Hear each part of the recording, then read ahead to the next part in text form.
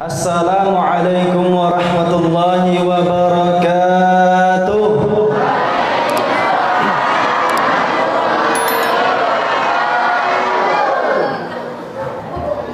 Alhamdulillah, innal hamdalillah nahmaduhu wa nasta'inuhu wa nastaghfiruh wa na'udzu billahi min shururi anfusina wa min sayyiati a'malina may yahdihillahu fala mudilla lahu wa may yudlil fala hadiya lahu.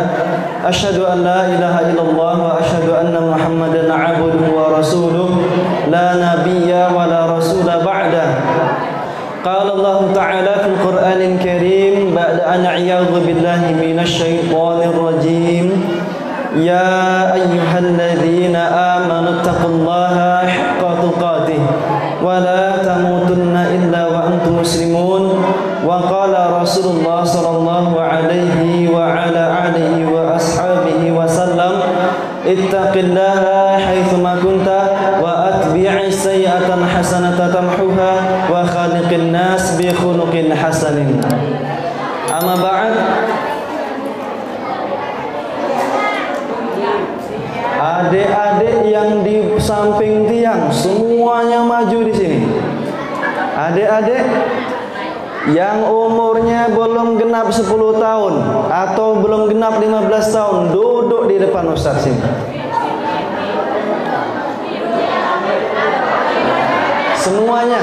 Semuanya duduk di depan.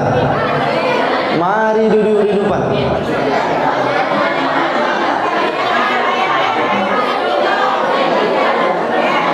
Para ayah, bapak-bapak boleh membantu adik-adik biar bisa duduk di depan.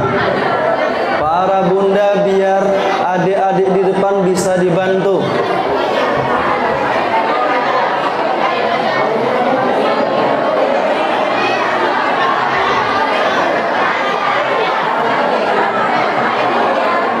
Duduk adik-adik. Bagus, duduk. Duduk. Yang sebelah kanan Ustaz, mari kemari. Semuanya duduk. Masya Allah, tabarakallah. Panitia tolong air minum sama snacknya kasih depan adik-adik nih. Nampaknya kosong. Nanti dia celingak-celinguk bubar ke belakang lagi. Sudah habis katanya. Baik. Alhamdulillahirabbil alamin. Puji syukur kehadirat Allah Subhanahu wa taala yang telah memberikan kepada kita pada malam hari ini kesempatan dan nikmat Islam dan nikmat iman. Ramai luar biasa. Saya pikir tadi macam pasar malam, rupanya pengajian. Ini betul pengajian Pak Rawi. Insya Allah betul pengajian. Tak ada yang di sana bawa buen keling di luar tuh. Tak ada. Berarti betul bukan pasar malam hari ini. Pengajian Islam. Kita menghadiri tausiah pada malam hari ini. Betul rupanya. Saya melihat nampaknya tadi sedikit orang. Datang satu persatu, datang. Ini satu nikmat yang sangat luar biasa. Ada nikmat makanan, ada nikmat minuman di hadapan ibu-ibu dan bapak-bapak sekalian. Nampaknya tadi ada jeruk, ada pisang, ada dadar gulung. Bapak dan ibu yang di rumah belum tentu dia dapat mencicipi dadar gulung tadi. Ibu-ibu di sini, bapak-bapak hadir, ada yang dapat minuman kopi, ada yang teh. Ini nikmat. Yu'ti 'ala may yasha, Allah kasih sama yang dikehendaki. Maka pujian dan syukur itu pertama atas nikmat, kemudian atas Islam kita yang sampai saat ini kita merasakan manisnya iman.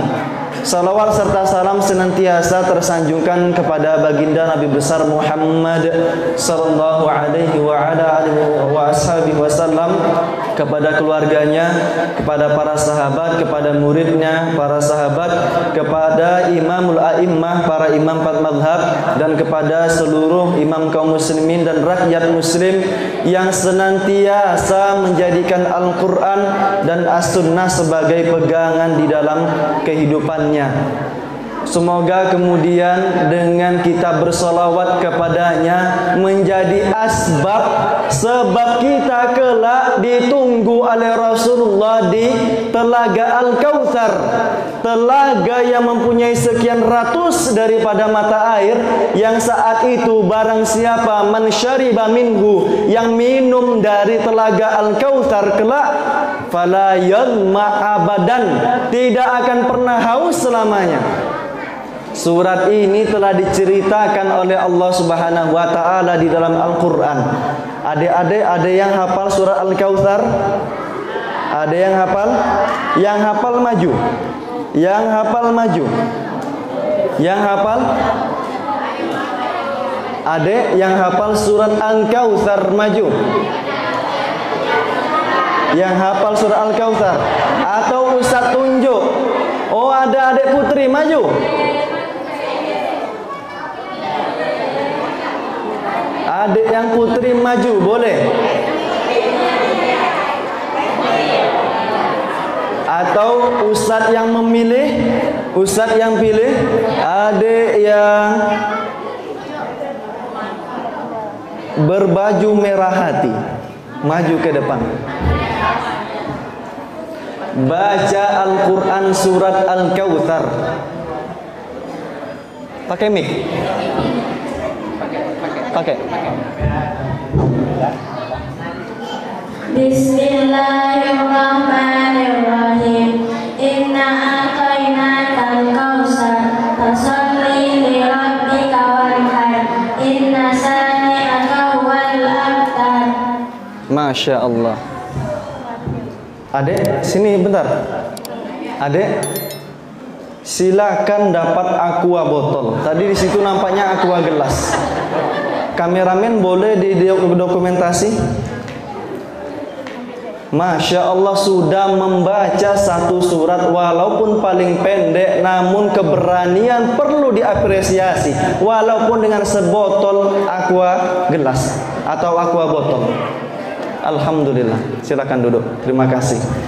Allah Subhanahu wa taala berfirman di dalam Quran, di dalam surah Al-Kautsar, Inna a'tainakal kautsar, sesungguhnya kami Muhammad, Allah mengatakan sesungguhnya kami Muhammad telah memberikan kepada engkau Al-Kautsar, telaga.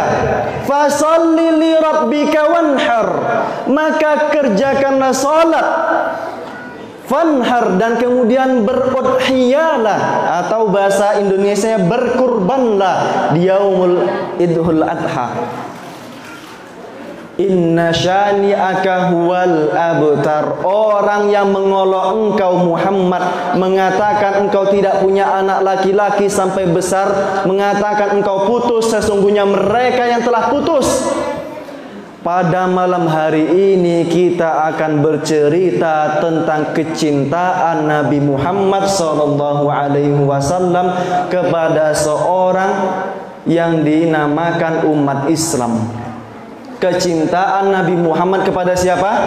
Kepada umat Islam, kepada ayah bunda sekalian, kepada kita semuanya. Maka izinkan kepada yang terhormat Bapak Kepala Desa beserta jajaran, Bapak Kepala BPD beserta jajaran, dan kemudian seluruh alim ulama, perangkat desa, dan tidak lupa pula kepada Sami Foundation yang diketuai oleh Ustadz Muhammad Guntur yang telah hadir pada malam hari ini mengakomodasi kami sampai di desa alim ini, dan kepada seluruh masyarakat muslim desa alim di Masjid Muallim. Ini satu kalimat yang menarik, alim, desa alim, dan di masjidnya Muallim. yaitu desa yang seharusnya seluruh masyarakat seharusnya memiliki pengetahuan Islam yang baik, tercermin pada malam hari ini ketika diadakan tabligh akbar. Hadir sampai di parkiran, nampaknya ada bapak-bapak itu di parkiran, penjaga parkiran, atau karena tak muat. Terasnya masih cukup, Pak? Bunda sekalian yang di belakang masih cukup? Masih cukup, tapi kita tengok di dalam masjid semuanya penuh. Mudah-mudahan niat seorang yang menamakan desa ini, menamakan masjid ini betul-betul tercapai. Amin. Ayah bunda yang dimuliakan Allah Subhanahu wa taala, di tahun gajah, tahun 570 Masehi, lahir seorang anak yang sangat dimuliakan oleh Allah Subhanahu wa taala. Ketika dikandung oleh ibunya, kemudian ayahnya meninggal dunia. Di saat berapa bulan kemudian akan melahirkan ibunya. Kemudian setelah berumur 6 tahun ditinggal, kemudian meninggal dunia oleh seorang ibu. Dialah Muhammad bin Abdullah, Nabi kita semuanya. Beliau kemudian semenjak berumur 35 tahun sampai umurnya 40 tahun sering ke Gua Hira. Masuk ke Gua Hira dibekali oleh istri tercinta Khadijah radhiyallahu anha bekal makanan. Kenapa Nabi Muhammad kemudian menyendiri di Gua Hira? Karena melihat kemudian di Makkah banyak tersebar kemaksiatan, perzinahan tersebar, minum-minuman keras tersebar, perjudian, riba, semuanya tersebar. Pusing Nabi Muhammad SAW. 5 tahun lebih kurang, sampai beliau berumur 40 tahun didatangi oleh sosok yang dikirim langsung oleh Allah Subhanahu wa taala yang maha terpercaya melalui Ruhul Amin, malaikat Jibril, malaikat yang terpercaya, diberikan satu wahyu kepada Nabi Al-Amin yang terpercaya. Faghattani, di dalam hadis diceritakan, faghattani, dipeluk aku. Nabi Muhammad dipeluk oleh malaikat Jibril. Faghattani, iqra, bacalah. Ma'ana biqari, aku tidak mampu untuk membaca, kata Nabi Muhammad. Dan salah satu hikmah kenapa Rasulullah tidak mampu membaca dan menulis adalah bukti keotentikan dari sebuah mukjizat terbesar hingga akhir zaman yang disebut dengan Kitabullah Al-Quran. Karena kalau seandainya mampu Nabi Muhammad membaca, mampu Nabi Muhammad menulis, dikatakan seluruh yang tertulis dalam kitab suci ini adalah buatan Muhammad, adalah buatan seorang manusia. Namun tidak, Allah mengirim langsung malaikatnya, dipeluk dengan amat erat. Tersesat Nabi Muhammad SAW, tidak mampu membaca. Maka kemudian dikatakan, Iqra bismi rabbikal ladzi khalaq. Turun ayat yang pertama. Pulang ke rumah, diketuk pintu rumahnya. Ya Khadijah, zammiluni, zammiluni, selimuti aku, selimuti aku. Khadijah radhiyallahu anha, seorang istri yang sangat soleha, berdoa di sudut ruangan. Ya Allah, Engkau yang tahu bagaimana diri seorang Muhammad. Kalau seandainya yang datang kepadanya adalah baik, maka tenangkan dirinya. Maka dibawa kemudian ke pamannya Waraqah bin Naufal, seorang paman dari Khadijah radhiyallahu anha yang masih mengimani kitab Injil di zaman terdahulu. Maka kemudian Waraqah bin Naufal mengatakan, sungguh wahai Muhammad, hadzal namus, ini adalah wahyu sebagaimana wahyu yang turun kepada Nabi Musa. Kalau seandainya masa itu aku hidup ketika engkau dilempar batu, ketika engkau terluka, ketika engkau hampir terbunuh, maka seluruh jiwaku menjadi bayarannya wahai Muhammad. Maka jagalah dia wahai Khadijah radhiyallahu anha, kata Waraqah bin Naufal. Maka kemudian Nabi Muhammad mulai berdakwah kepada seorang yang bernama Abdul Ka'bah. Setelah masuk Islam, Abdul Ka'bah ini bernama Abdullah bin Utsman bin Abi Quhafah. Kemudian karena segeranya dia masuk Islam, dinamakan bapak yang bersegera, dijuluki dengan Abu Bakrin. Dan kemudian di mana gelar As-Siddiq, yang maha membenarkan itu, yang dia membenarkan kapan dia dapat gelar itu. Karena ini kita akan ceritakan. Makasih Pak, diganti balik saya dapat. Masya Allah. Yu'ti ala man yasha, diberikan kepada siapa yang dikehendaki. Tadi walaupun saya sudah kasih, dapat balik. Alhamdulillah. Kisah itu datang setelah Nabi Muhammad diboikot. Seluruh masyarakat Islam tidak boleh menikah dengan orang-orang Quraisy. Seluruh masyarakat Islam tidak boleh berdagang dengan kaum muslimin, tidak boleh berdagang dengan kaum Quraisy. Diboikot di daerah disebut dengan Syi'ib. Kemudian Rasulullah pergi ke Taif. Di Taif seluruh pemuka orang di situ memerintahkan anak-anak kecil lempar dia. Zaid bin Haritha menceritakan bagaimana Rasulullah terluka kepalanya, terluka sekujur tubuhnya, mengalir darah di saat-saat seluruh orang ingin diberikan hidayah oleh beliau. Maka ketika seluruh manusia menolak di saat itu, Allah yang mengundang datang 3 malaikat. Dalam tafsir Quranul Azim yang diceritakan oleh Ibnu Katsir, diceritakan oleh Sahih Bukhari dan Sahih Muslim, kitab sahih kedua setelah kitab Al-Quran, diceritakan 3 malaikat datang kepada Nabi Muhammad yang saat itu tertidur di samping Anas bin Malik. Nabi Jibril alaihissalam berada di salah satu di tengah 3 malaikat tersebut. Ayyuhum, yang mana yang disebut Nabi Muhammad? Ditunjuklah dia. Maka kemudian dibawalah Nabi Muhammad. Subhanalladzi asra bi'abdihi. Ada sekitar 6.666 ayat atau 6.300-an ayat yang ada di dalam Al-Quran. Hanya 1 ayat yang mengatakan Subhana, yang mensucikan Allah Subhanahu wa ta'ala. Karena saking agungnya kejadian ini, saking mulianya kejadian ini. Subhanalladzi asra bi'abdihi, maha suci Allah yang telah memberangkatkan hambanya di malam hari setelah ba'da isya, sebelum subuh telah sampai di Ka'bah kembali dengan satu kendaraan yang disebut dengan Al-Barq. Orang-orang menyebutnya dengan buraq, kendaraan kilat yang 1 langkah dari makhluk tersebut maddal basar, sepanjang mata memandang. Diberangkatkan minal masjidil haram ilal masjidil aqsa, diberangkatkan ke Masjidil Aqsa yang saat itu kalau seandainya menggunakan unta pun ditempuh dalam 3 bulan sampai 6 bulan. Namun tidak, dalam 1 malam kurang diberangkatkan ke Masjidil Aqsa. Nabi Muhammad sebagai Sayyidul Anbiya, Sayyidul Mursalin, mengimami di Masjidil Aqsa seluruh arwah para nabi. Saking dimuliakannya hamba ini, disebutkan bi abdihi, hambaku, kata Allah Subhanahu wa ta'ala.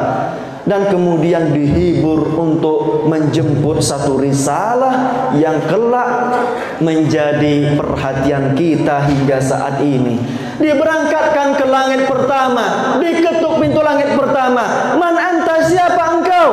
Ana Jibril, aku adalah malaikat Jibril. Wa man ma'ak, dan siapa yang bersama engkau? Muhammad, ma'i Muhammad, bersamaku adalah Muhammad. Hal qad bu'itsa fi, apakah dia telah diutus? Betul, dia telah diutus. Maka kemudian dibukakan pintu langit yang pertama, dijumpai Nabi Adam alaihissalam. Nabi Adam, manusia yang pertama, mengatakan ahlan wa marhaban, ahlan wa marhaban ya bibni, selamat datang anak cucuku, selamat datang Khalilullah, kekasih Allah. Maka diketuk pintu langit yang kedua. Man anta, siapa engkau? Aku Jibril. Siapa yang bersama engkau? Muhammad.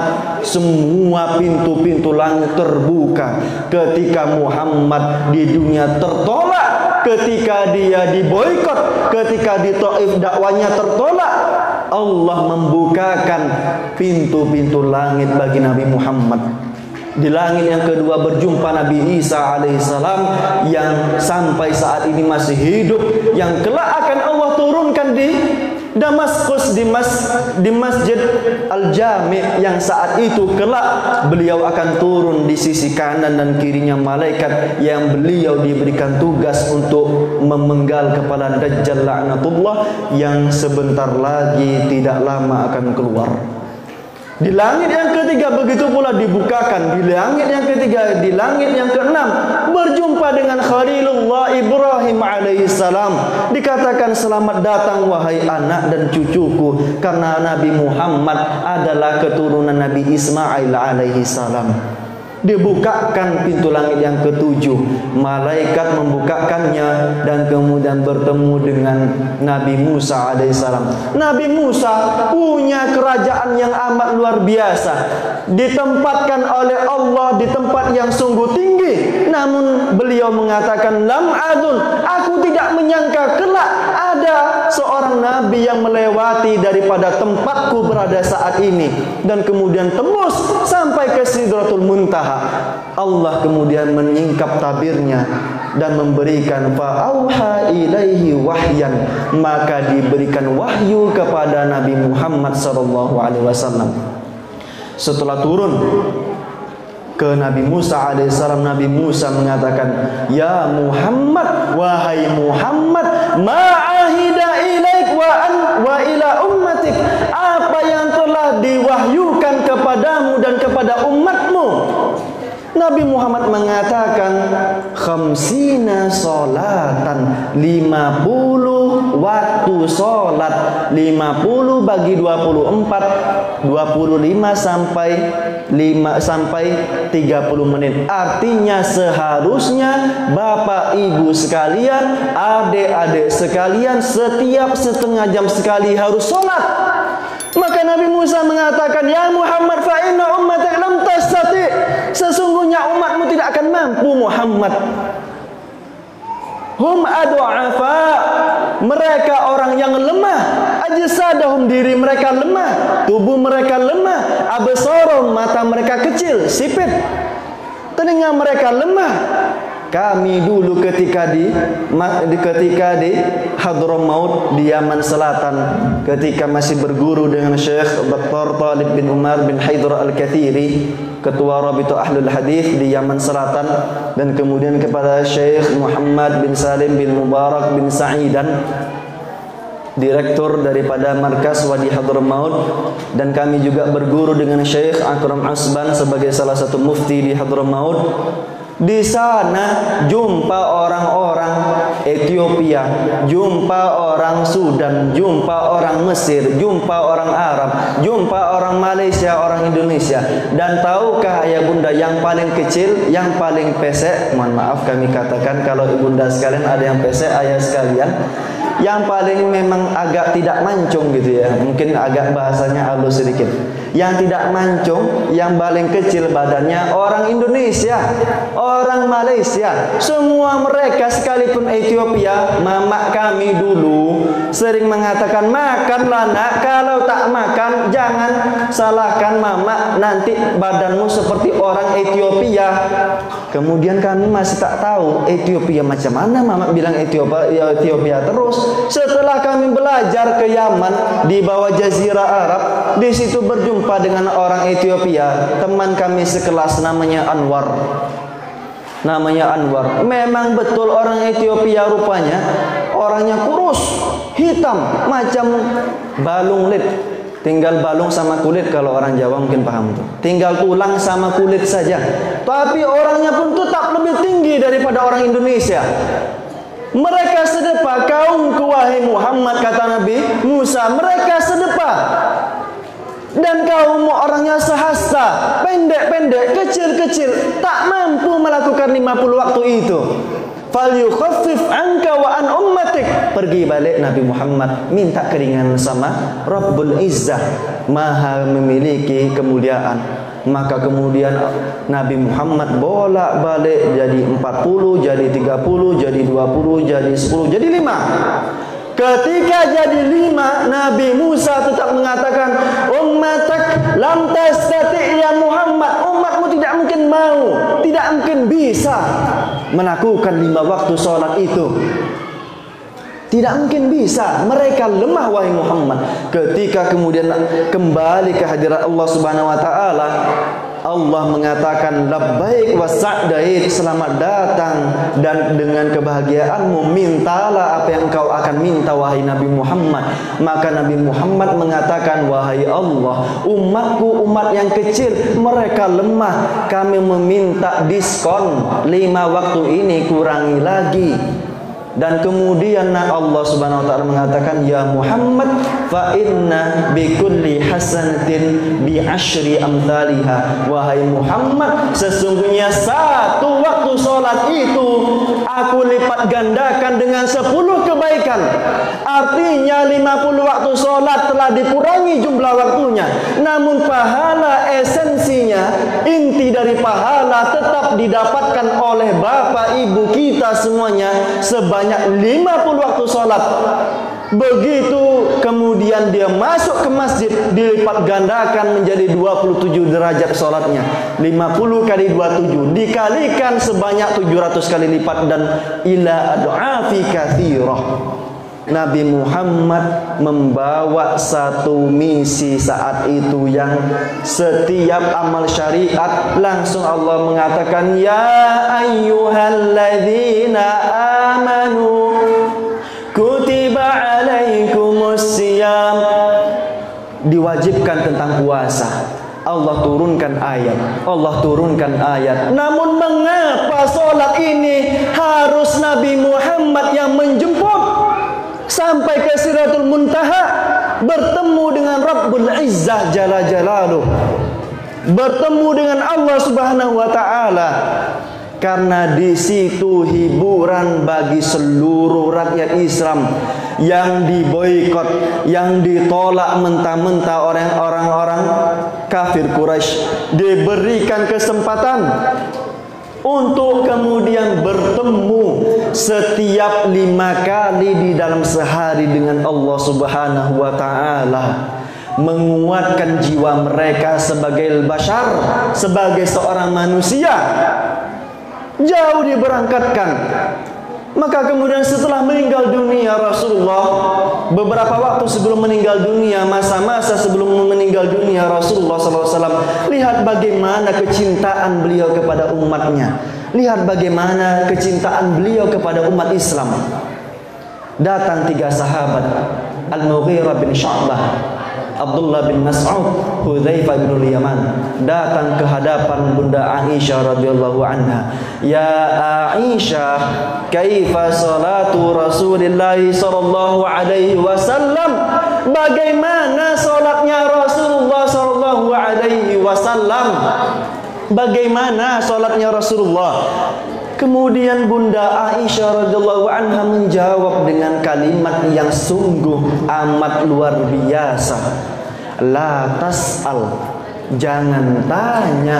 La tas'al, jangan tanya min husnihinna wa tulihinna. Bagaimana indahnya, bagaimana panjangnya salat Rasulullah sallallahu alaihi wasallam. Ketika 3 sahabat ini bermakmum di belakang Rasulullah sallallahu alaihi wasallam, Rasulullah membaca surat Al-Baqarah, dan setiap kali membaca ayat tentang kenikmatan dimintakan, ya Allah beri kemudahan bagi ummati kepada umatku. Setiap ayat adab dibaca oleh Rasulullah SAW, ya Allah hindarkan adab ini, hindarkan neraka ini, hindarkan siksa ini an ummati, dari umatku, hindarkan dari umatku. Selesai dibaca 100 ayat, Abdullah bin Mas'ud menyangka Rasulullah akan ruku.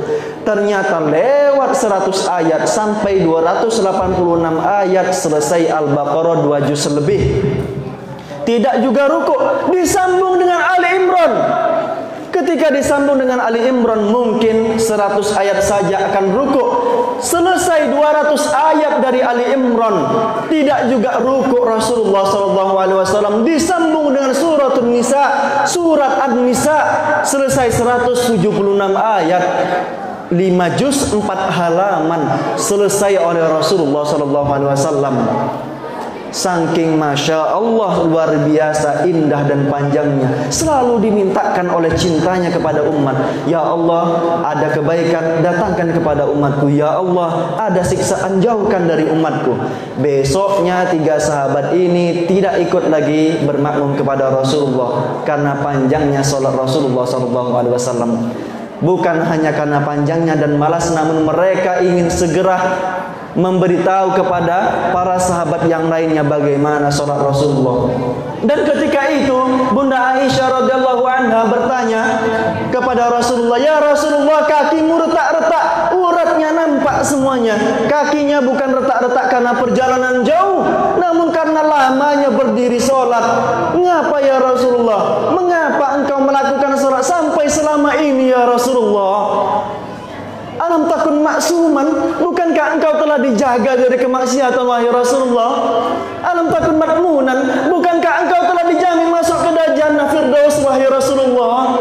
Maka kemudian Rasulullah dengan perkataan yang amat tulus mengatakan, "Ya Aisyah, afala akunu abdan syakura?" Wahai Aisyah, tidak bolehkah aku menjadi hamba yang bersyukur? Maka ciri orang yang bersyukur adalah mereka yang menjaga sholat. Mereka yang menjaga sholat. Fasolli, maka dirikanlah sholat. Tiang ini satu tengah, ada di pojok kiri, ada di pojok kanan, ada di pojok kanan belakang, ada di pojok kiri belakang. Kalaulah tiang ini semuanya tak ada tidak atap ini bunda? Ada tidak kira-kira plafon ini? Mampukah kipas angin ini masih bersandar di dindingnya? Tidak mungkin. Seperti itu mereka yang ketika azan, ketika muadzin mengumandangkan azan, Allahu Akbar, Allahu Akbar, mereka terlena dengan setiap pekerjaan, mereka terlena dengan setiap urusan, ditinggalkan sampai terlalaikan sholat, sama dengan merobohkan seluruh masjid ini. Betapa hebat suatu masjid, diadakan acara tablik akbar, dibuat masjid itu indah, namun ketika sholat soft kosong, ketika sholat ditengok di sisi kanan dan kiri kosong. Ada namanya kerja borongan bagi seorang imam. Mau tahu Bapak sekalian kerja borongan? Yaitu ketika azan, Bapak itu yang azan. Ketika iqamah, Bapak itu yang iqamah. Ketika imam, Bapak itu yang jadi imam. Ketika makmum pun beliau juga yang menjadi imam. Ini namanya kerja borongan menjadi seorang imam. Jangan sampai setelah bersuadaya masyarakat membangun masjid, ramai masjid pada malam hari ini, namun hati nurani yang akan kita pertanyakan. Siap ayah bunda untuk menjaga salat? Bunda sekalian siap tidak melihat ayah semuanya rapat barisannya di salat 5 waktu? Siap? Setuju bunda sekalian? Setuju bapak-bapak meramaikan masjid? Setuju meramaikan masjid? Setuju mereka di sholat subuh besok hadir di masjid ini? Lihat ayah sekalian, ibu-ibu tak ada yang mengatakan tidak setuju Ustaz, semuanya setuju. Tak ada yang mengatakan tidak setuju Ustaz, semuanya setuju. Maka ini yang menjadi satu pertanyaan bagi kita untuk menjaga sholat kita. Karena sholat adalah tiang agama yang meruntuhkan sholat. Orang boleh ketika pun tidak punya uang tidak berzakat, boleh orang-orang tidak mampu tidak pergi haji. Namun bagi mereka yang masih mempunyai hati, sakit pun telah ditunjukkan oleh para ulama bagaimana caranya sholat dengan kedipan mata, dengan kemudian apapun yang terbetik di dalam hati. Namun semua itu pun tak mampu di saat tubuh bugar. Maka apa yang harus dipertanggungjawabkan di hadapan Allah Subhanahu wa taala? Seorang sahabat yang sangat cinta kepada Rasulullah SAW bernama Abu Hurairah radhiyallahu anhu. Adik-adik, ada yang tahu kenapa Abu Hurairah dinamakan Abu Hurairah? Kalau ada yang tahu, angkat tangan. Tak ada yang tahu? Abu Hurairah bernama Abdurrahman bin Sakhrin. Dinamakan Abu Hurairah oleh sebab beliau memakai jubah. Di dalam koncet jubahnya ada kucing. Ketika di majlis Rasulullah, kucing itu melompat keluar. Maka kemudian Rasulullah mengatakan, "Anta Abu Hurairah, engkau bapaknya para kucing." Maka dinamakan dengan Abu Hurairah.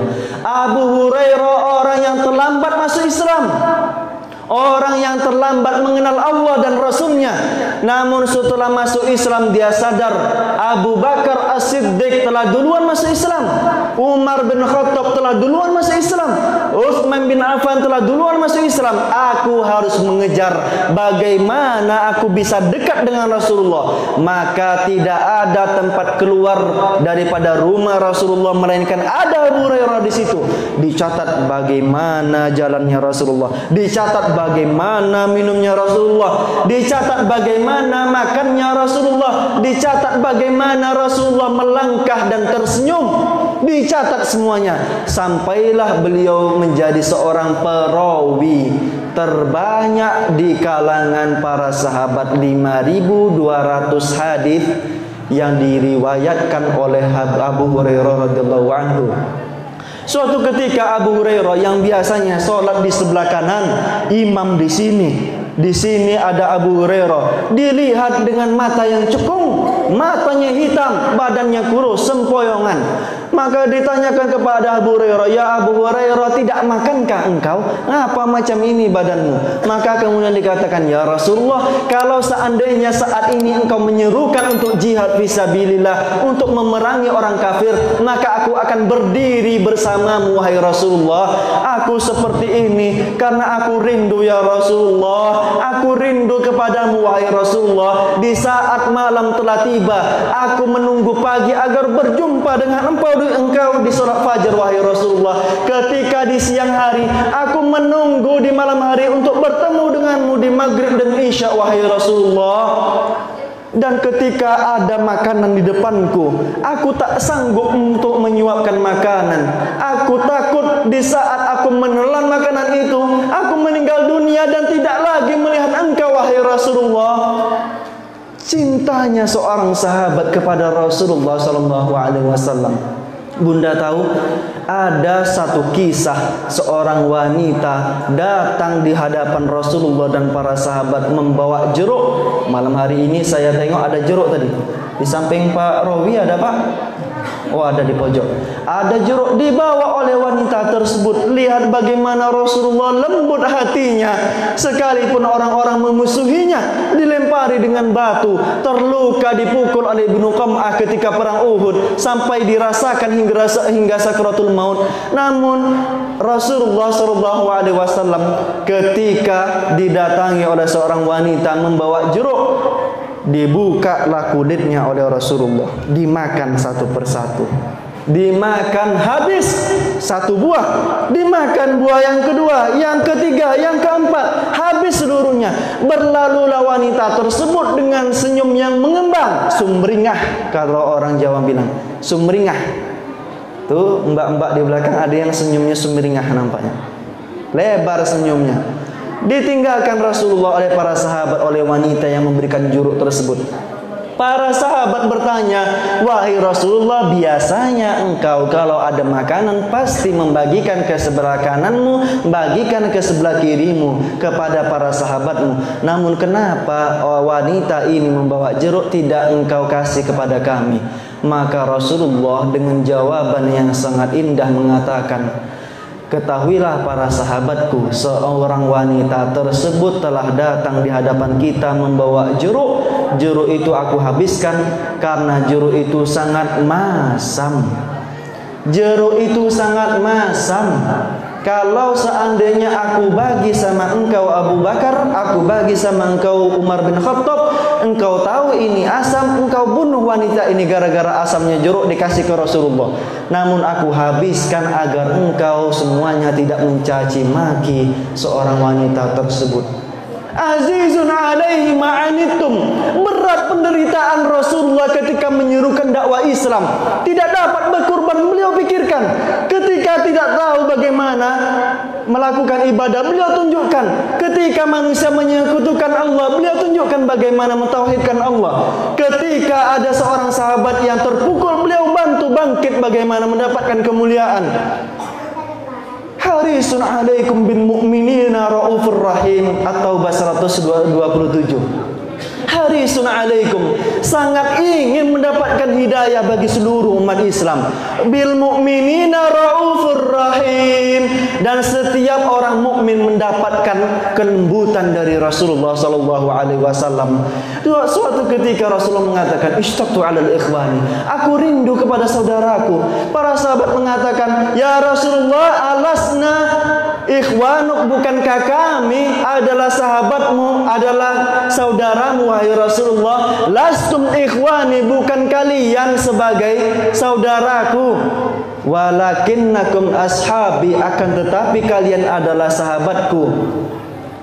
Wal ikhwa wa ikhwani, dan saudara-saudaraku adalah," dengarkan ayah bunda, dengarkan, "wa ikhwani humul ladzi la yarawni," mereka yang tak melihatku. Seorang anak laki-laki, seorang anak perempuan, seorang bapak, seorang ibu, seorang remaja jauh di desa Alim, jaraknya 8-9 jam menggunakan pesawat dari Jakarta hingga ke Makkah, tidak mendengar langsung perkataan Rasulullah, tidak melihat dengan matanya bagaimana Rasulullah terluka, yu'minuna bih, akan tetapi mereka beriman kepadaku. Mereka dirikan sholat, mereka tunaikan zakat, wahum raki'un, dan mereka rukuk bersama orang-orang yang rukuk berjamaah. Berjamaah pesannya. Wa aqimus sholata wa atuz zakah warka'u ma'ar raki'in, dan rukuklah, Quran surah At-Taubah, dan rukuklah bersama dengan orang-orang yang rukuk. Perintahnya untuk meramaikan masjid, perintahnya untuk meramaikan masjid. Maka setidaknya kita tahu 3 fungsi daripada masjid. Untuk zikrullah sebagaimana dituliskan di dalam kitab Sahih Bukhari, kitab taharah, dan kemudian untuk salat dan untuk qiraatul Quran, untuk pusat kajian, majlis ilmu, untuk melakukan salat, dan dalam hadis yang lain dalam Sahih Muslim disebutkan untuk berjamaah.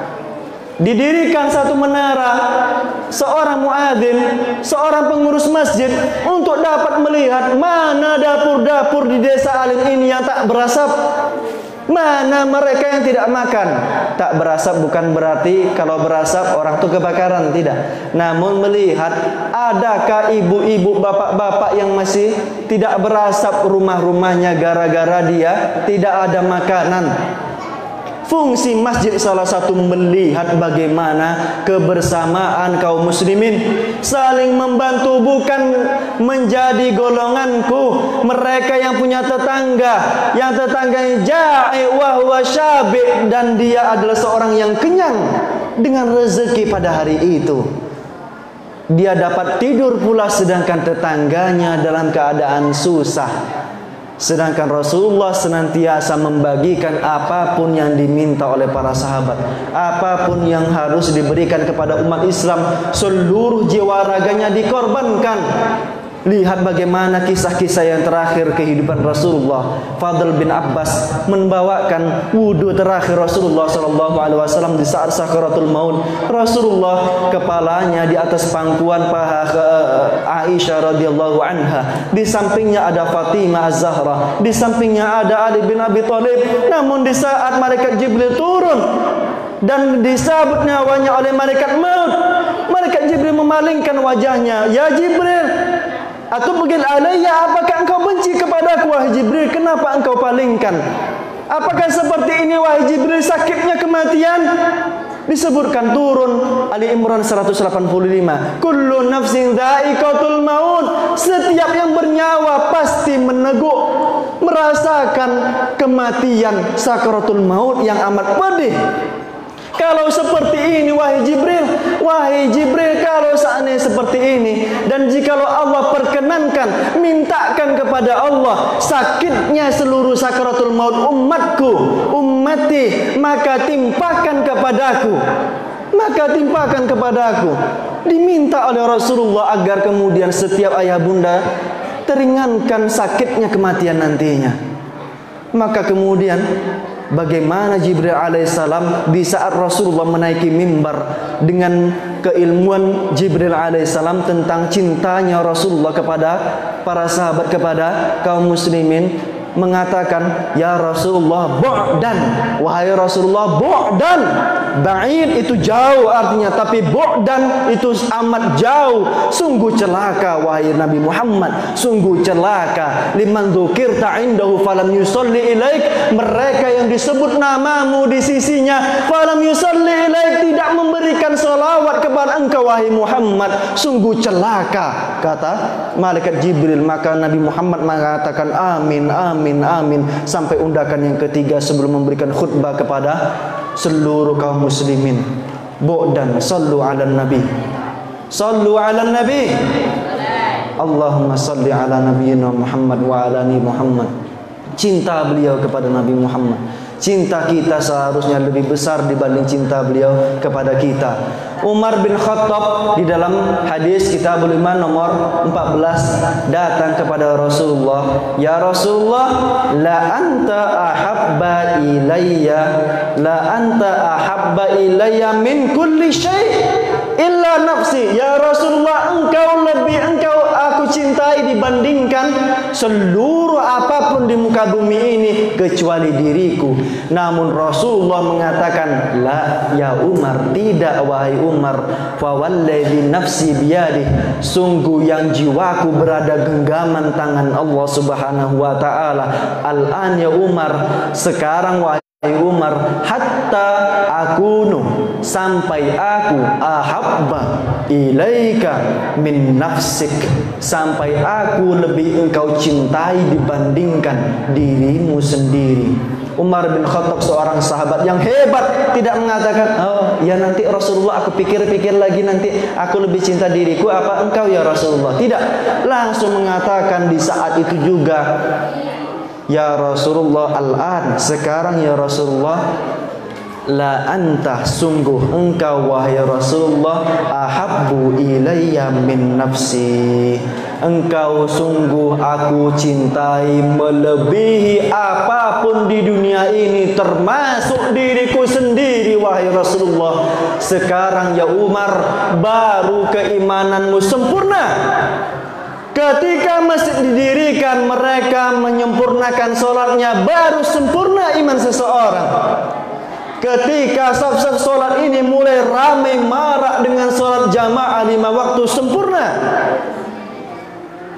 Sempurna keimanan seseorang, salah satunya masjid ini menjadi saksi, Masjid Mu'alim ini menjadi saksi bahwasanya seluruh masyarakat desa harus berdiri, terutama yang laki-laki, di saat sholat subuh berkumandang, di saat sholat zuhur berkumandang, di saat sholat asar berkumandang, di saat sholat maghrib berkumandang, di saat sholat isya berkumandang. Senantiasa mereka walaupun dengan merangkak sholat datang ke masjid.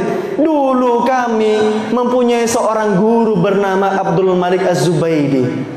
Abdul Malik Az-Zubaidi, seorang yang kaya raya, menggunakan jubah putih selalu, menggunakan jubah putih, pakaiannya lusuh. Suatu ketika kami berkenalan di Masjid Royan di Hadramaut, di Sayyun Hadramaut, dekat dengan bandara. Kami beriktikaf 10 hari di bulan Ramadan dengan beliau. Bertanya beliau, Assalamualaikum ya Indonesia, wahai Indonesia, Assalamualaikum, masmuk, siapa namamu? Ismi Rasfi Rahmadani, namaku Rasfi Rahmadani. Kaifa ahwalak, bagaimana keadaanmu di Yaman? Betah engkau tinggal di Yaman? Enak di negeri Yaman? Kalau mau tahu bunda sekalian, untuk cuaca tak ada hebat-hebatnya negeri Yaman. Panas luar biasa padang pasir tersebut. Kami harus menggunakan imamah yang tertutup seluruhnya sampai dari ujung kepala sampai ke tengkuk. 50 derajat, 45 derajat. Taruh telur di padang pasir 1 jam, setengah jam matang. Saking panasnya, maka orang-orang di Hadramaut rata-rata hitam, apalagi yang keturunan dari Afrika di sana. Panas luar biasa. Di saat iktikaf tersebut, siang hari di bulan Ramadan, kami banyak tidur di siang hari. Orang ini, Syekh Abdul Malik Az-Zubaydi ini, di saat sholat di 10 malam hari terakhir, di malam-malam yang ganjil, ketahuilah, dan di malam yang paling dahsyat dalam riwayat Ubay bin Ka'ab, malam ke-27 Ramadan yang akan turun malam Lailatul Qadar. Di saat itu mulai sholat Lailatul Qadar, sholat tarawih di malam Lailatul Qadar pada jam 9 malam sampai jam setengah 4 subuh. Tak berhenti kecuali 15 menit saja.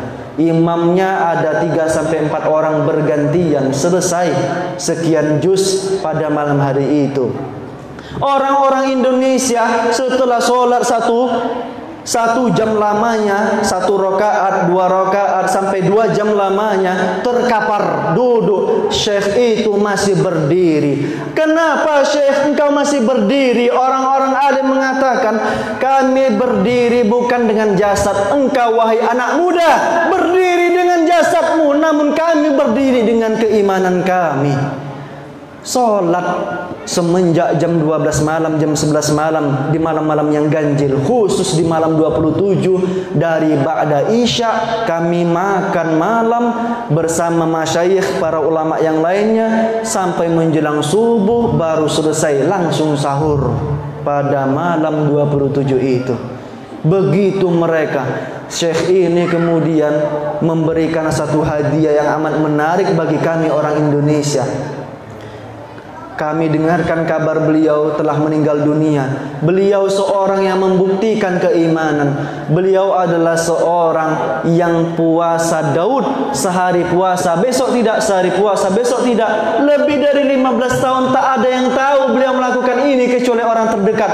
Bila kemudian beliau akan sahur, dimakannya kurma. Ketika ingin berbuka, azan berkumandang, dilihat kiri kanan, tak ada orang menengok. Dia keluarkan kurma dari kantong bajunya, dia berbuka kemudian. Syekh ini seorang yang sangat dirindukan akan kebuktian keimanannya. Terakhir kali yang sangat berkesan bagi diri kami pribadi, ketika kami hanya bertanya, ya Syekh, hadza raihatul jamilah, ini bau parfum yang sangat wangi.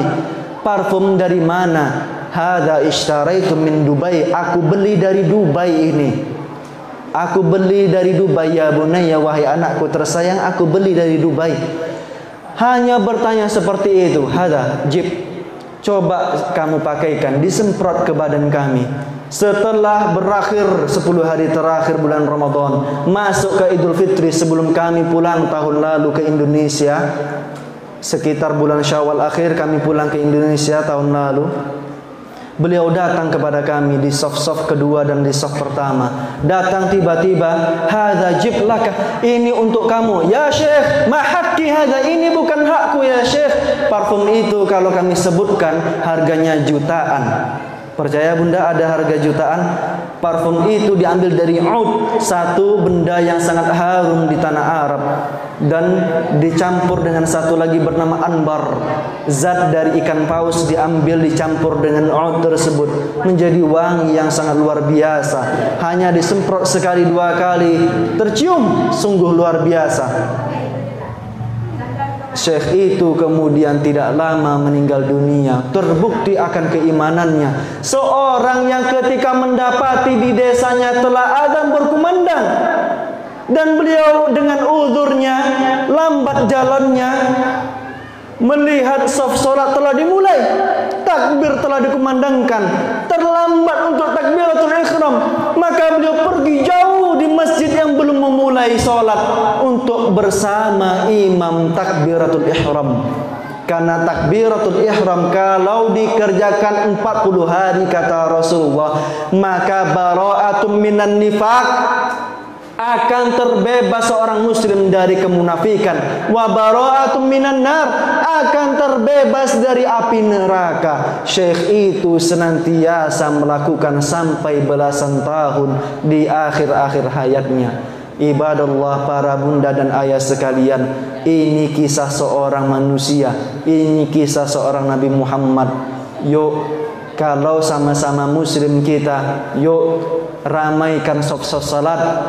Yang tak pandai baca kitab suci kita Al-Quran, yuk jadikan Masjid Mu'alim ini lahir dari anak-anak ini seorang hafidh yang selesai 30 juz.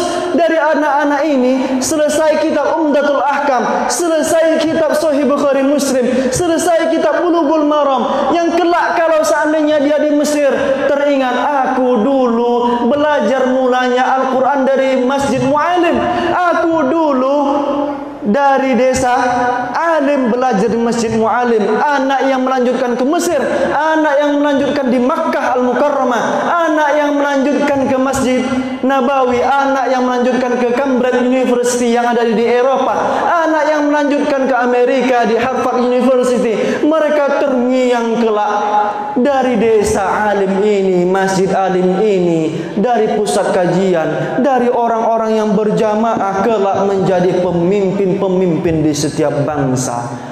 Mari jadikan kajian ilmu terus bersemarak di masjid ini. Siap ayah sekalian? Siap menjadikan masjid ini marak dengan kajian? Siap bunda sekalian menyaksikan seluruh laki-laki merapatkan saf-saf salat? Siap, insya Allah kita siap. Takbir, takbir. Kalau sudah seperti itu, seorang ustadz hanya bisa berkoar-koar macam ini. Habis itu habis suara.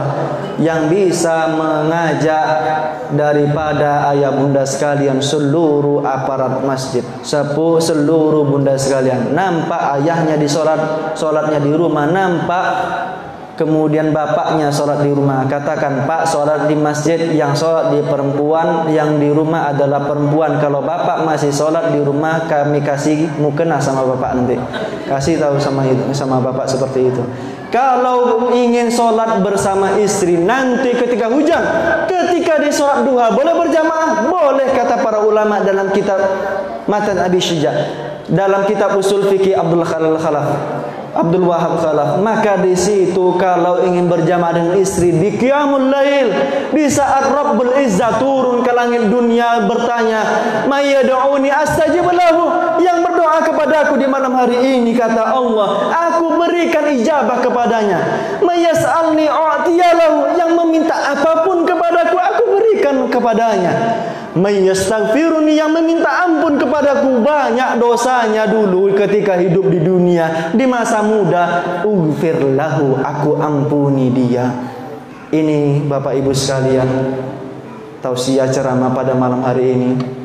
Nampaknya serius, nampaknya sesekali senyum. Senyum Bapak Ibu, senyum 1, 2, 3, senyum gitu ya. Kami minta keriduan dari ayah bunda sekalian dengan apa yang telah kami sampaikan, bersepakat dengan apa yang telah kita sepakati.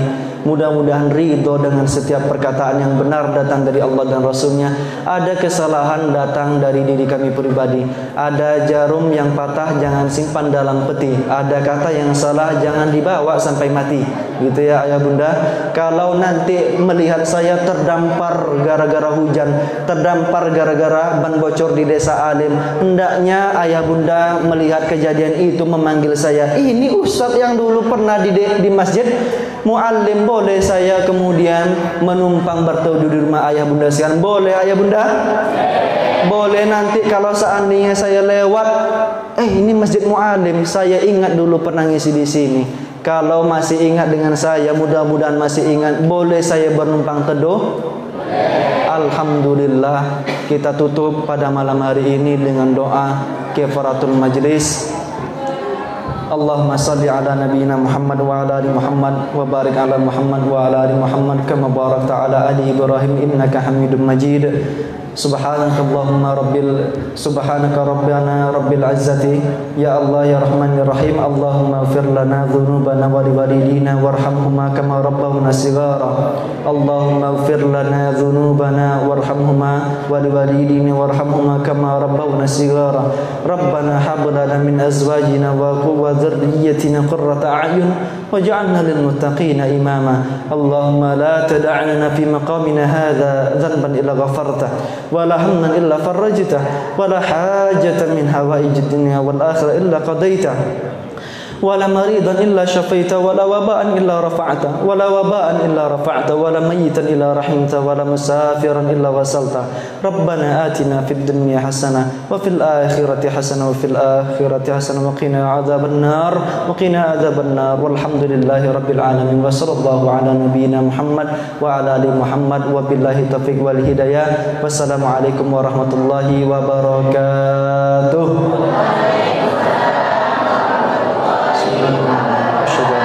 Astaghfiruka wa atubu ilaik.